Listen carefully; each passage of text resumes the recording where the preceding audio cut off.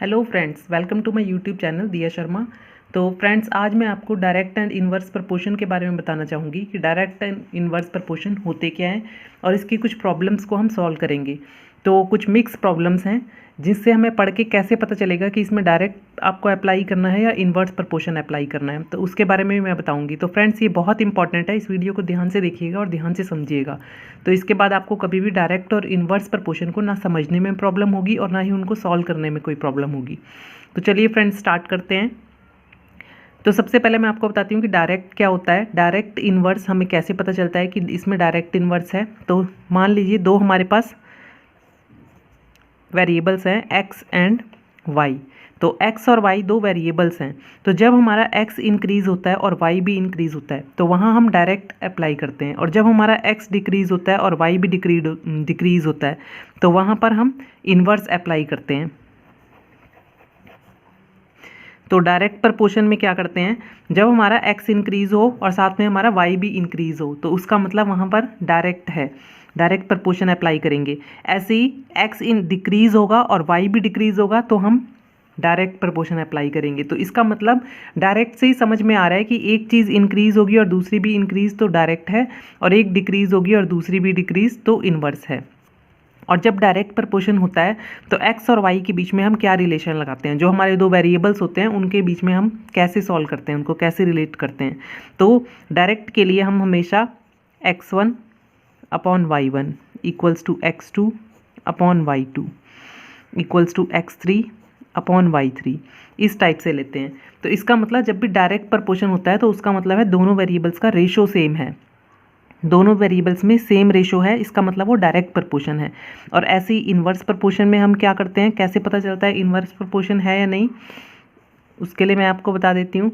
तो जब हमारा इसका रिवर्स, जब हमारा x डिक्रीज़ होगा और y इंक्रीज़ होगा तो वहाँ पर इन्वर्स प्रपोर्शन है। जब हमारा x इंक्रीज़ होगा और y डिक्रीज़ होगा तो भी इन्वर्स प्रपोर्शन है। इन्वर्स का मतलब उल्टा, तो एक डिक्रीज़ हो रहा है और दूसरा इंक्रीज़ हो रहा है तो इन्वर्स प्रपोर्शन लगेगा। और पता कैसे चलेगा इंक्रीज़ हो रहा है डिक्रीज़ हो रहा है, वो मैं आपको अभी प्रॉब्लम्स को पढ़ के बताऊंगी। तो अगर इन्वर्स प्रपोर्शन है तो उसमें क्या करना होता है, उसमें x1 y1 equals to x2 y2 equals to x3 y3।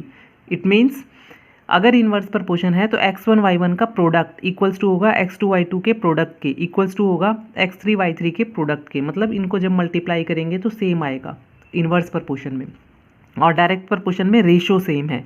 तो फ्रेंड्स, ये तो मैंने आपको बता दिया कि कैसे पता चलेगा डायरेक्ट है या इन्वर्स है। एक चीज़ इंक्रीज़ हो रही है और साथ में दूसरी भी इंक्रीज़ हो रही है तो डायरेक्ट प्रपोर्शन, एक डिक्रीज़ हो रही है साथ में दूसरी भी डिक्रीज़ हो रही है तो भी डायरेक्ट प्रपोर्शन, अगर एक इंक्रीज़ हो रहा है दूसरा डिक्रीज़ हो रहा है तो इन्वर्स प्रपोर्शन। तो बस यही चीज़ आपको ध्यान में रखनी है।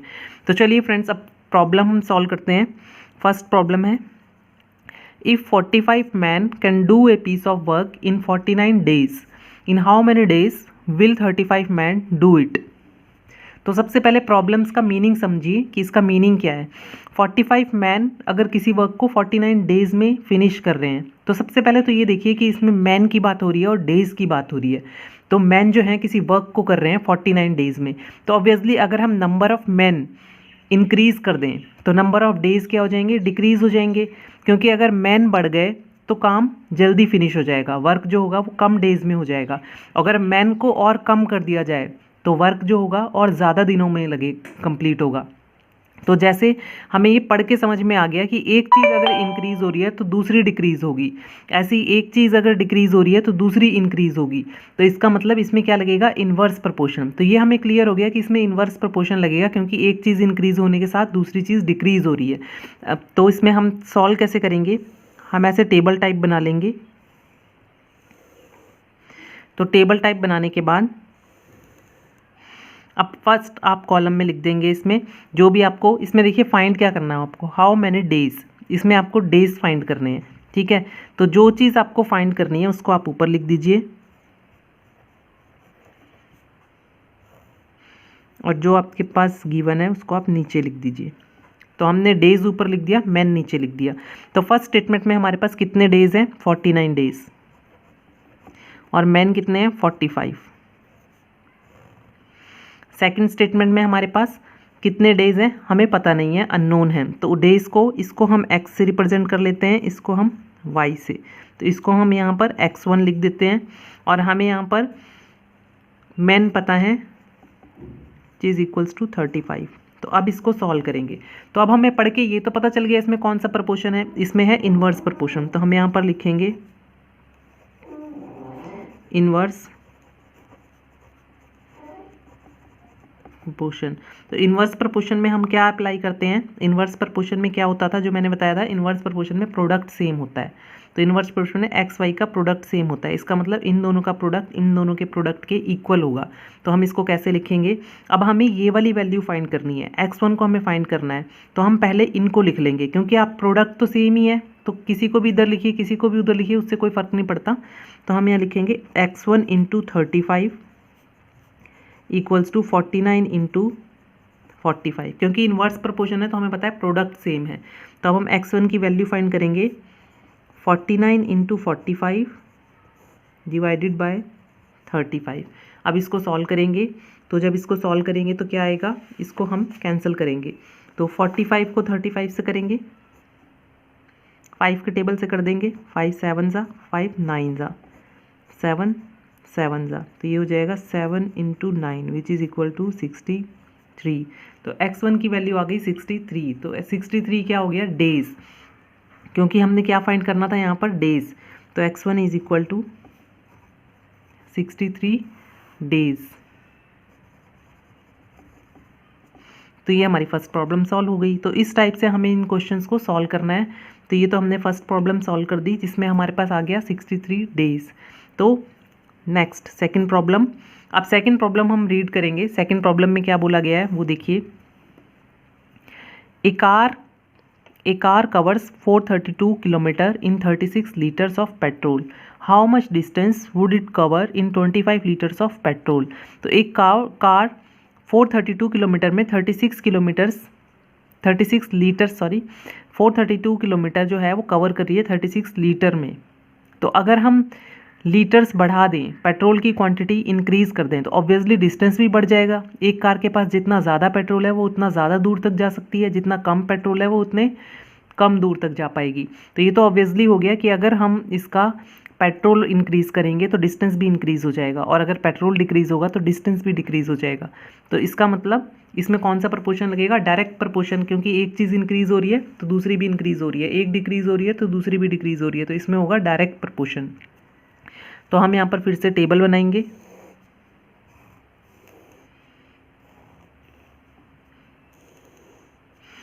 तो फर्स्ट में हम लिख देंगे, हमें फाइंड क्या करना है इसमें, देखिए डिस्टेंस फाइंड करना है, हाउ मच डिस्टेंस। तो यहाँ पर हम लिख देंगे डिस्टेंस,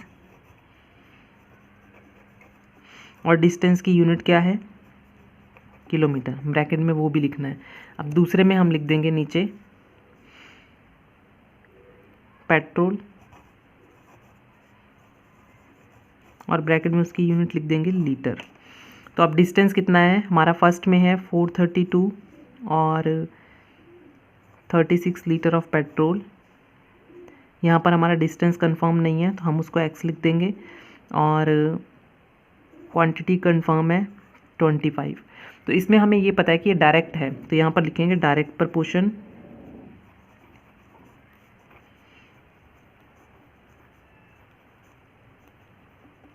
तो डायरेक्ट प्रपोर्शन में मैंने आपको बताया था कि क्या करते हैं, x1 अपॉन y1।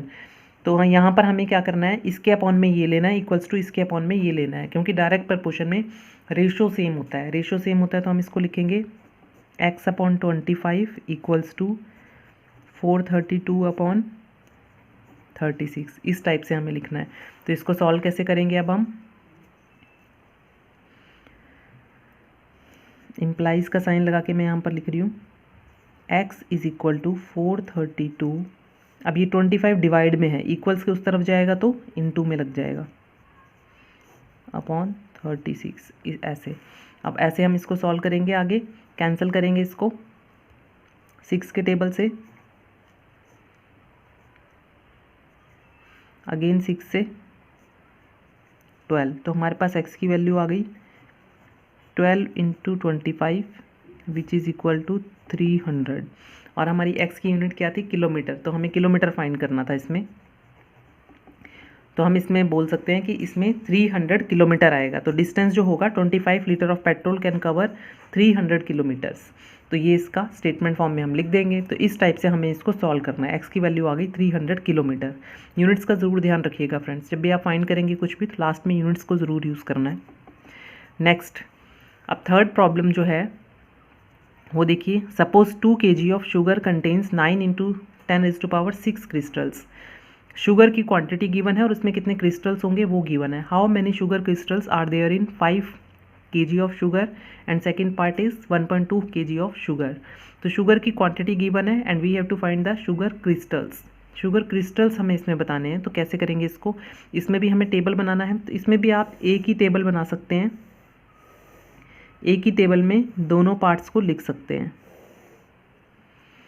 तो इसमें हम पहले क्या लिखेंगे, हमें इसमें देखिए फाइंड क्या करना है, क्रिस्टल्स फाइंड करने हैं हमें इसमें। तो हम यहाँ लिख देंगे क्रिस्टल्स,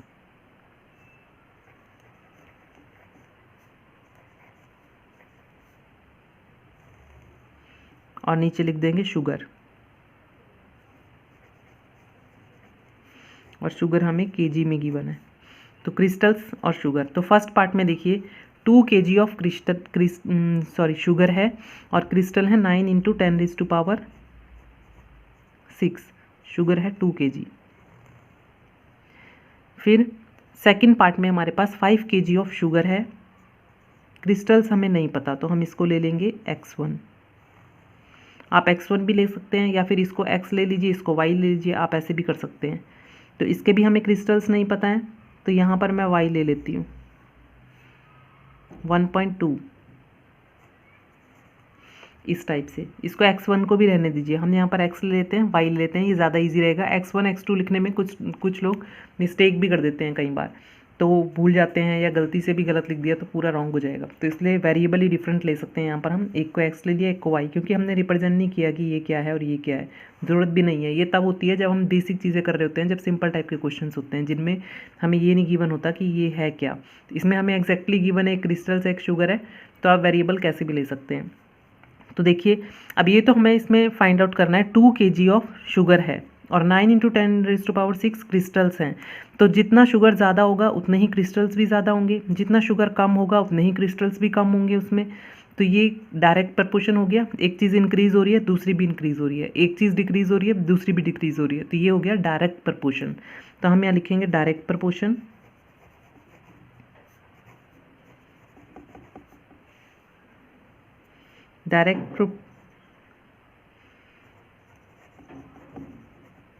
अब इसको सॉल्व कैसे करेंगे डायरेक्ट प्रपोर्शन को, जैसे हमने अपनी पहले वाली प्रॉब्लम सॉल्व की थी सेम वैसे ही। पहले हम यहाँ पर फर्स्ट पार्ट करके लिख देते हैं। तो हम ये फर्स्ट वाला सॉल्व कर रहे हैं। अब डायरेक्ट प्रपोर्शन है तो इनके रेशो सेम होंगे, तो हम लिख सकते हैं x1/5 is equal to 9 × 10⁻⁶/2। That is implies x1 is equal to 9 × 10⁻⁶/2 × 5। 5 upon में था, इस साइड जाएगा तो इंटू में हो जाएगा। अब इसको सॉल्व करेंगे, अब इसको सॉल्व करेंगे ऐसे 9 × 5 = 45 डिवाइडेड बाई 2 × 10⁻⁶। तो x1 इक्वल्स टू कितना आ जाएगा, 45 को 2 से डिवाइड कर देंगे,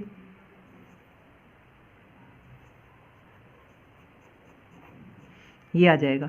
तो इसको अगर हमें स्टैंडर्ड फॉर्म में लिखना है, आप चाहें तो इसको ऐसे ही छोड़ सकते हैं, ये भी करेक्ट है, और आप चाहें तो इसको स्टैंडर्ड फॉर्म में भी लिख सकते हैं। तो स्टैंडर्ड फॉर्म में हमें अगर लिखना हो तो डेसिमल को जब इस तरफ लाते हैं तो देखिए हम पहले इसको डिवाइड करेंगे और डेसिमल को जब उस तरफ ले जाएंगे तो मल्टीप्लाई करेंगे। अब आपको कैसे याद रहेगा कि डेसिमल को इस तरफ लाने के लिए मल्टीप्लाई ही करना पड़ेगा और डेसिमल को उस तरफ लाने के लिए डिवाइड करना पड़ेगा या जो भी करना पड़ेगा, लेकिन ये आपको लर्न कैसे रहेगा। तो उसके लिए मैं आपको इसमें रीज़न बता रही हूँ कि ऐसा क्यों करते हैं।